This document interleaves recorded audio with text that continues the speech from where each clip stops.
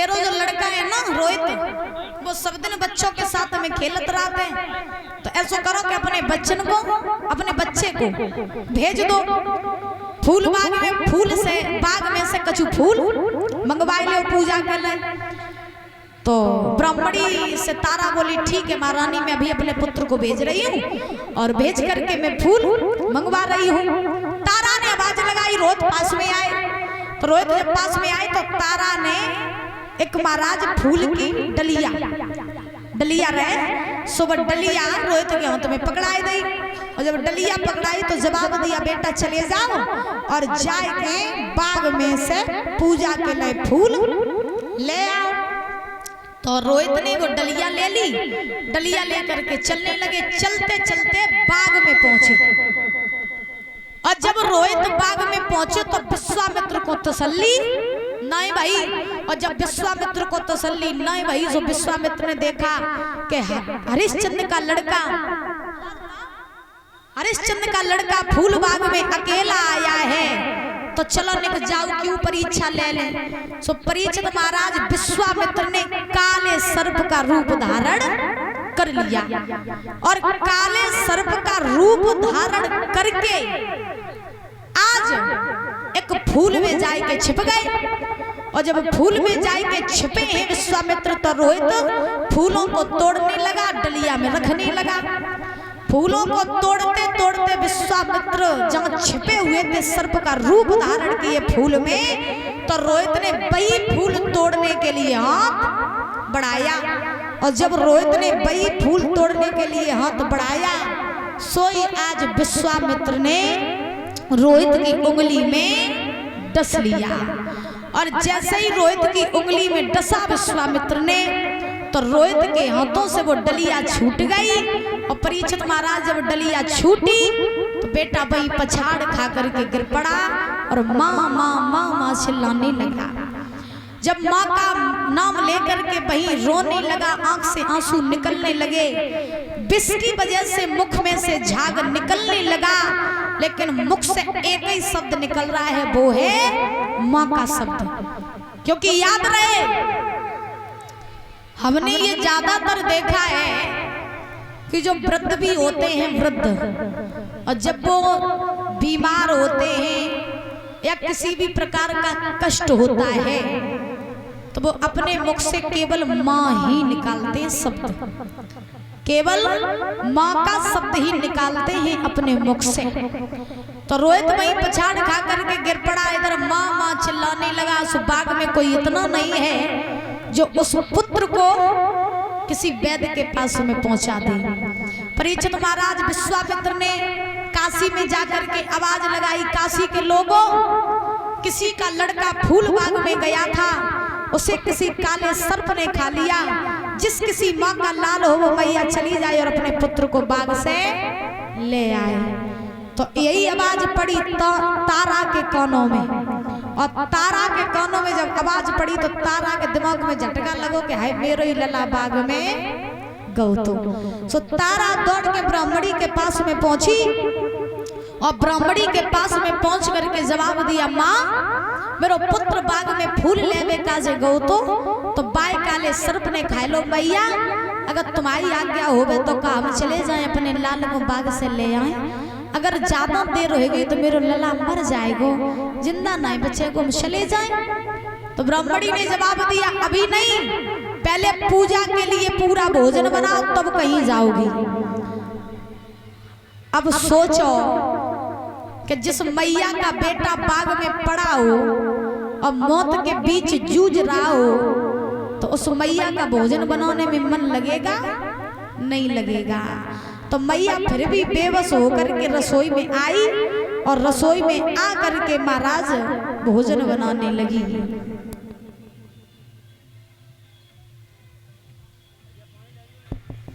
Sound बड़ा ही disturb करते हैं, मन भटक जाता है, उनकी सुने कि न सुने, है ना? हाँ, अच्छा, बोली वृंदावन प्यारी लाल की आप लोगों को समझ में आ रहा है? अच्छा तो ठीक।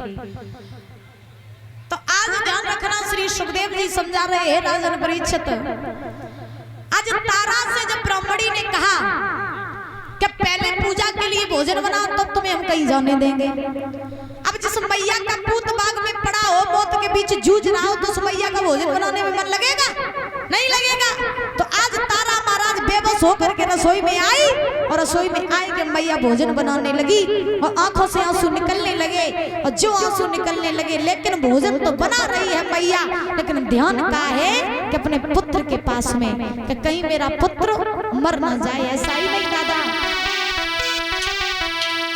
अरे भोजन रही बनाए और मात की छूटी बबकारी,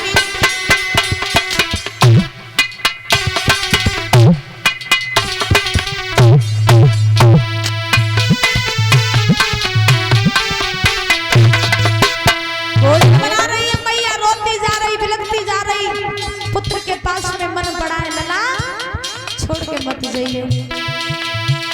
अरे भोजन नहीं बनाए मात की छूटी बबकारी,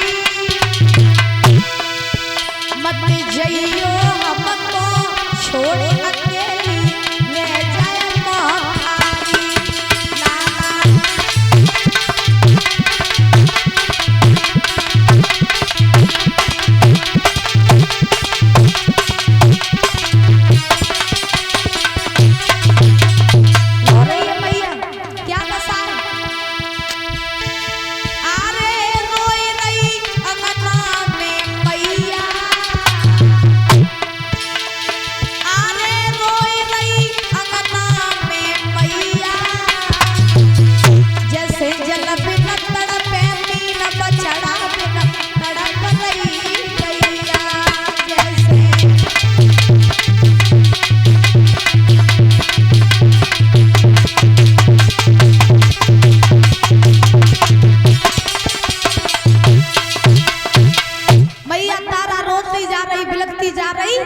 मैया ने जल्दी जल्दी भोजन तैयार किया और भोजन तैयार करके ब्राह्मणी के पास में पहुंची। जो ब्राह्मणी के पास में पहुंची तारा, जो ब्राह्मणी के पास में तारा पहुंची, सो हाथ जोड़ के बोली, मैया मैंने सारा भोजन तैयार कर दो पूजा के लिए, अब तेरी आज्ञा होगा तो काम चले जाए। मैया अगर मरने को देरी हो गई तो मेरा लाल मर जाएगा। तो ब्राह्मणी ने जवाब दिया, तारा जाना चाहती हो तो चली जाओ, लेकिन मेरी एक बात याद रखना कि अगर तेरा लड़का मर जाए तो उसे मेरे घर लेकर के मत आना, बइयों से दफना देना। अब आप सोचो कि जिस मैया के सामने उसके पुत्र के लिए वचन बोले जाए तो उस मैया पर क्या बीतेगी, है? तो ब्राह्मणी ने जवाब दिया कि अगर तेरा पुत्र मर जाए तो उसे बई दफना देना, मेरे घर लेकर के मत आना। तो मैया ने ब्राह्मणी की बातों पर तो ध्यान नहीं दिया। बात खड़ी हुई माँ गिरती जा रही, उठती जा रही, नंगे पैर भागने लगी। और जब नंगे पैर भागने लगी, उस भागते भागते बाग में पहुंची। और जब तारा बाग में पहुंची तो सारे बाग में घूम करके देख लिया मैया ने, पुत्र कहीं दिखाई नहीं दिया। नजर पड़ी कि कोने में बेटा रोहित पड़ा है। सो दौड़ के गई अपने पुत्र के पास में, दौड़ के जाएगी अपने लला को अपने छाती से लगाए लो। और जो तारा ने अपने पुत्र को अपनी छाती से लगाओ तो रोहित जो है उसका शरीर जहर की वजह से नीला पड़ गया, मुख से झाग निकलने लगा और मुख से शब्द एक ही निकल रहा था, वो था माँ का शब्द। और तारा ने जब अपने लला की दशा देखी तो मैया ऐसे तड़प रही थी जैसे बिना पानी के मछली तड़पती है, ध्यान रखना। और जब तारा ने अपने पुत्र की, अपने लला की दशा देखी तो मैया ने छाती से लगाए लो और अपने आंचल से अपने लला के मुख के झाग को महाराज साफ करने लगी और रोने लगी। तो रोहित ने एक बात कही, मैया तुम रो नहीं, क्यों? क्योंकि माँ जब तक मैं जिंदा था तब तक तो मैंने तुम्हें हंसा नहीं पाया, लेकिन जब मैं मर रहा हूँ तो तुम्हें मैं रुला करके जा रहा हूँ। मैया रो नहीं, क्यों? क्योंकि मैं नहीं चाहता कि तुम मेरी वजह से रो। एक बार अपने प्रेम से मुझे लाड़ करके, प्यार करके, पुचकार के मैया अपनी छाती से लगा लो तो मेरी छाती सिरा जाएगी। और महाराज तारा से एक बात कही रोहित ने, माँ अब मैं बचने वाला नहीं हूँ। सुनो कि मैया मेरी रोवे मती, मेरो बदन अब कसी गयो, जा फूल में पिसिया तो मैया को कौन डसी। माँ जब फूल में कालो सर्प छिपो तो बाई सर्प ने मेरी उंगली में डस लो। मैया मेरे पास अब ज्यादा समय नहीं है, मैं बचने वाला नहीं हूँ। माँ सुनो, लीनो जन्म सो मरत है, ये धीरज दिल को दीजिए,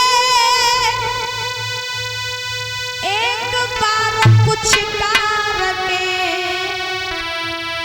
मोए मैया गोद में लीजिए। माँ एक बार पुचकार के लाड़ करके वो गोद में ले ले तो मैया मेरी छाती ठंडा जाएगी। और सुनो, जो जन्म लेता वो मरता है, इसलिए तुम रो नहीं। तो तारा बोली, लला तू ऐसी बातें कह रहा हूँ कि तू बच्चे को नहीं सुना। तेरे बिछुड़न को लला वो पे दुख सो ना जाते हैं, दिन रात डकी रहूंगी, जिम बछड़ा बिना गाए। पूत मेरे, अगर तुझे कुछ हो गया तो मैं तेरे बिना मर जाऊंगी, जीवित नहीं रह पाऊंगी। तो रोहित ने एक बात कही, हाँ जो कुछ दुख सुख हुई सो आज ही कह लिए, क्योंकि फिर तेरी सुनने वाला तेरो लाल जिंदा मैं बचेगा। और जवाब दिया रोहित ने, अरे दुख सुख की कछु होए सो मैया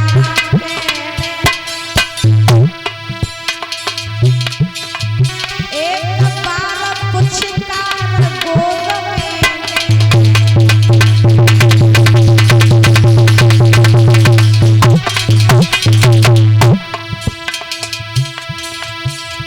रोहित ने जवाब दिया, माँ मेरा अंत समय निकट है, मैं बचूंगा नहीं, इसीलिए जो कुछ दुख सुख की हो सो आज ही कहते। क्यों? पहले पिता साथ छोड़ के गए, तूने हंस के दुख सहन कर लिया, अब मैं जा रहा हूं, तुझे संभालने वाला कोई नहीं। मैया जो कुछ अपने मन की होवे आज ही कह ले, क्योंकि फिर तेरे ना कोई आगे ना कोई पीछे, कोई नहीं है तेरे पास, फिर तू अपने दुख सुख की किससे कहेगी? आज ही कह ले। रोहित बोला, दुख सुख की कछु होए सो मैया एक बार कुछ कार गोद में।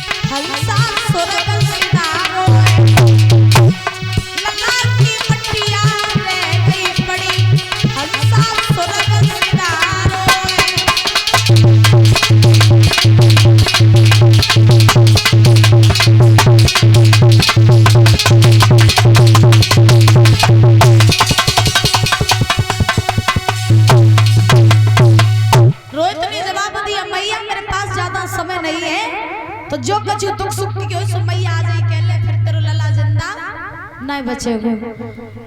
आज इतना कह करके रोहित ने अपने प्राणों को छोड़ दिया।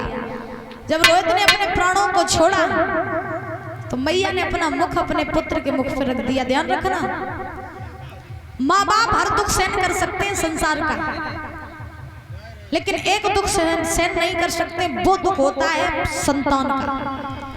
संतान का दुख माँ बाप कभी सहन नहीं कर सकते। जब एक माँ के सामने उसका पुत्र मरता है तो माँ एक जिंदा लाश बन करके रह जाती है।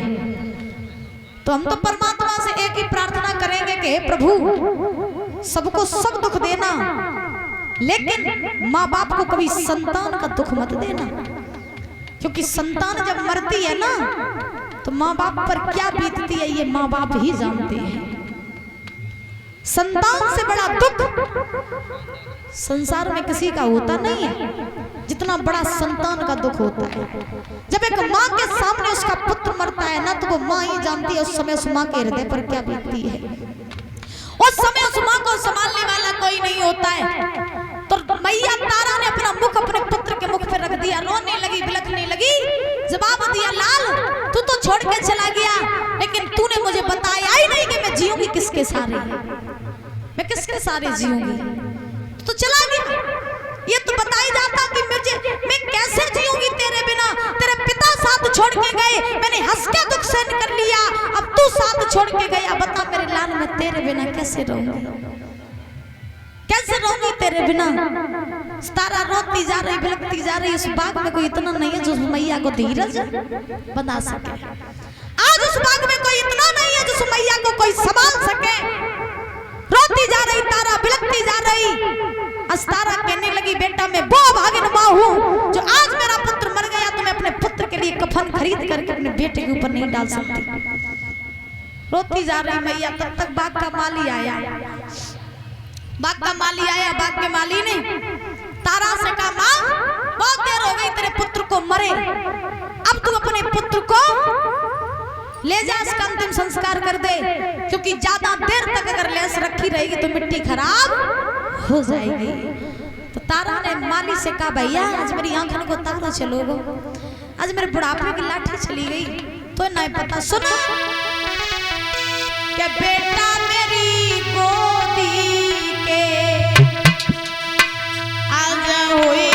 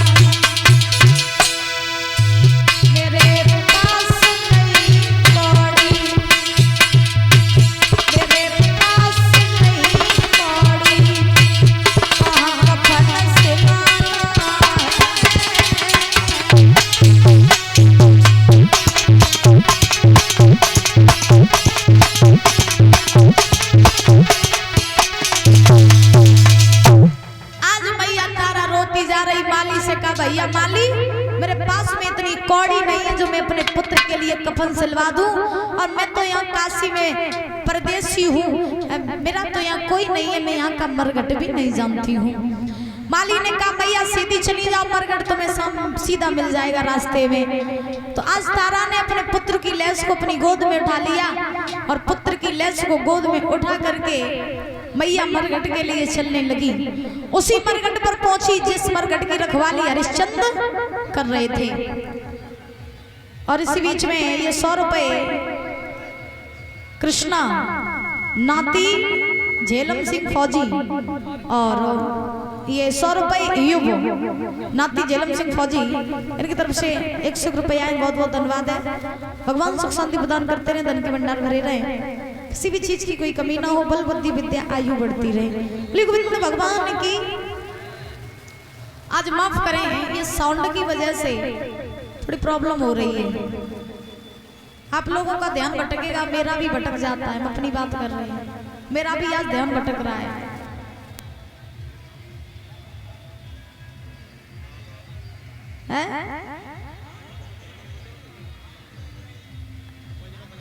बोले गोविंद भगवान ने की। तो आज तारा उसी मरघट पर पहुंची जिस मरघट की रखवाली हरिश्चंद्र कर रहे थे। जब तारा वहीं पे पहुंची तो रात हो गई थी। तो हरिश्चंद्र पास में आए, बोले कौन? तारा ने पहचान लिया हरिश्चंद्र को, बोले महाराज आप यहाँ क्या कर रहे हो? तो हरिश्चंद्र ने जवाब दिया, मैं तो यहाँ का मरघटिया हूँ, यहाँ की रखवाली करता हूँ, लेकिन तुम क्या कर रही हो? तारा ने जवाब दिया, मैं अपने पुत्र का अंतिम संस्कार करने के लिए आई हूँ। हरिश्चंद्र ने जवाब दिया, क्या हुआ मेरे पुत्र को? तो तारा ने जवाब दिया, महाराज हमारे पुत्र को काले सर्प ने खा लिया और हमारा पुत्र हमारे बीच नहीं रहा, भगवान को प्यारा हो गया। ऐसा करो कि आप मेरे पुत्र का अंतिम संस्कार कर दो। तो हरिश्चंद्र ने जवाब दिया, तारा मैं तुम्हारे पुत्र का अंतिम संस्कार तो कर दूंगा, लेकिन मुझे कर और कफन चाहिए। तारा बोली, मेरे पास में फूटी कौड़ी नहीं है, आपको कर कफन चाहिए, कहां से मैं कर कफन दे दूं? तो हरिश्चंद्र ने जवाब दिया, तारा बात की याद करो, जब तुमने घाट पे मेरो घड़ा नहीं उठवाओ तो तारा, तब तुमने हमसे कहा था कि तुम्हारा घड़ा मेहतर का है, मेरा घड़ा ब्राह्मणी का है, अगर छुएंगे धर्म नष्ट हो जाएगा। तारा उस दिन तुम धर्म में फंसी थी, आज मैं धर्म में फंसा हूँ कि जब तक तुम मुझे कर और कफन नहीं दोगी तब तक मैं तुम्हारे पुत्र का अंतिम संस्कार नहीं करूंगा। तारा समझ गई कि अब ये काऊ की बात मानने वाले नहीं है। तो उसी समय महाराज आज तारा ने जो साड़ी पहने थी मैया, तो आज उस साड़ी को उतार दिया। उतार करके